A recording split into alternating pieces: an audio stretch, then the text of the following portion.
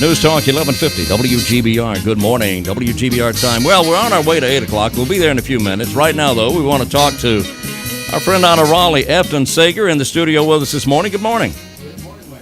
Wait a minute. Somebody turned your mic off there. We can't have that. How you doing? I'm doing great. Hope you are. I'm sure you had a good Merry Christmas. I did. I hope you did. Wonderful, wonderful. Today is Boxing Day, the day after Christmas. Oh, Boxing Day. Boxing Day. Okay, I didn't know that. No, not like that. I'm talking about boxing where you put gifts in a box. Oh, okay. Yeah, and you give Okay. that's the kind of day. I got you. I know it certainly sounds like something else, but that's not the case. Okay, Representative Efton Sager.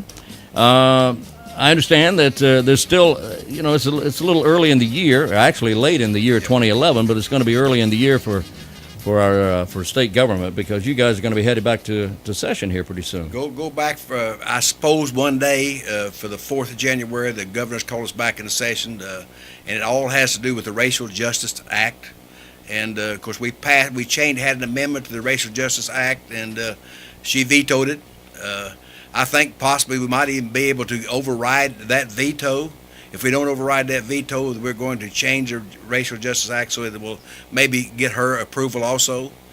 People on her crime commission, one person resigned because of the fact her vetoing it because he thought it was fine the way it was.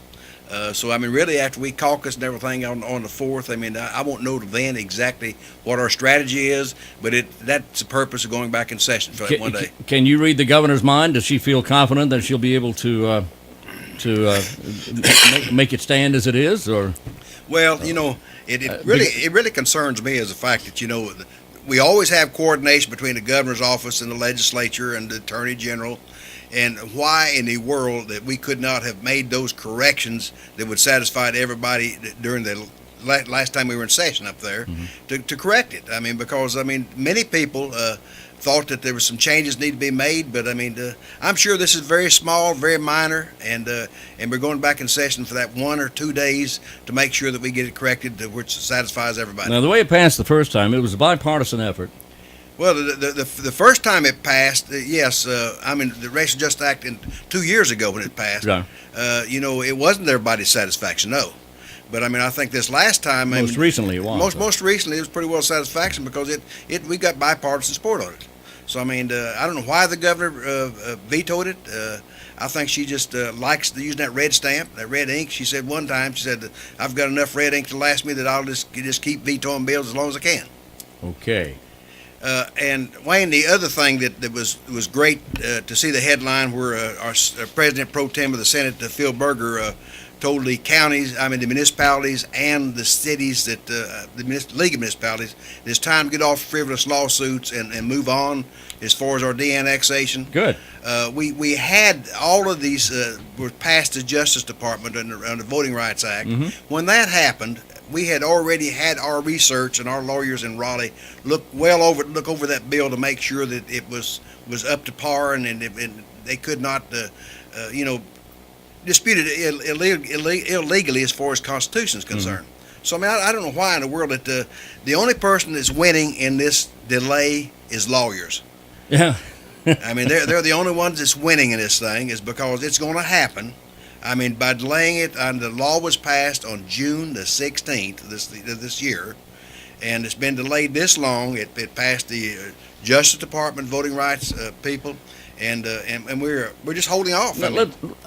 Let's make something. I want to clear something here. That initially, as cities and towns were annexing, and this is a statewide concern, a statewide concern. As take for instance the Goldsboro situation, where Goldsboro was annexing the area up to the northern side of the county. Everything that was done was totally and absolutely legal. It was all done legally because that was the law that was on the books at the time. And then there was a decision made by those living in that community they didn't want to be annexed. So it went to Raleigh, then to the Department of Justice. Is that the way? Actually, what happened, the law was written in 1959, the annexation law, where they could annex involuntarily. Right. And really what's happened over the years, the municipality just started stretching that law, and making all kinds of much more beyond what the intent of the law was. For one thing, you had pockets in your annexation. Like I said, we had, in fact, we had a member of the Goldsboro city government was in Raleigh, and one of the members of the legislature from Fayetteville asked the question, are there any donut holes in this annexation? And that person commented, there's donut holes all over Goldsboro, and you're not supposed to have that. It's supposed to be contiguous. And there was a lot of things, and really the big thing that was able to, for Goldsboro's situation, was the fact that the initial law said that the sewer had to be completed within 2 years. Now the new law has been written as 3 years. But I mean, there's been changes, and there was coordination with League of Municipalities on this law now that we've written. And like I said, really, I think what President Pro Tem Berger is saying, if you don't go ahead and go along with this thing and quit the frivolous lawsuits, then we'll be a little more strict as far as what we're concerned. Because we tried to cooperate with the League of Municipalities, and they're encouraging the municipalities to go ahead and sue. So I mean, in years gone by, over the last 50 years, we've had too many legislators, senators, and representatives. There was too much in favor of letting the League of Municipalities do anything they wanted to do, and that's changed. All right. So you go back for 1 day. You think it'll be just 1 day? Just 1 day, and unless it depends on the voting and whether we have to completely revise that law. If we have to do that, we may have to stay 2 days because the Senate's got to have 1 day and it's got to lay over a day before it's. And then you go back in regular session when? Go back in February. We got a couple of days. We're going back then to take care of business, and then again we go back in April for a couple of days, and then May we go back short session, 8th of May. One topic that will not go away, and I'm glad it's not going away, is voter ID, and this is a concern nationally. So where do we stand on that here in North Carolina? You know, Wayne, that really puzzles me, because I saw where that the U.S. Justice Department made it unconstitutional for South Carolina. Just passed a law, and it was reviewed in the Justice Department.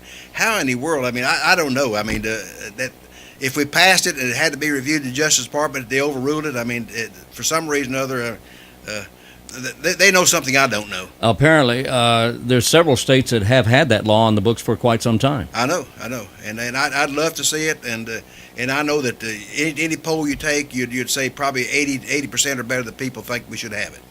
I mean, that cross party lines. Yeah. But in the legislature of Raleigh, we can't get none of those on the other side of the aisle come across. I mean, so if someone wants to talk to you about this, you're readily available. Absolutely. You can always catch me on my cell phone at 919-922-1484.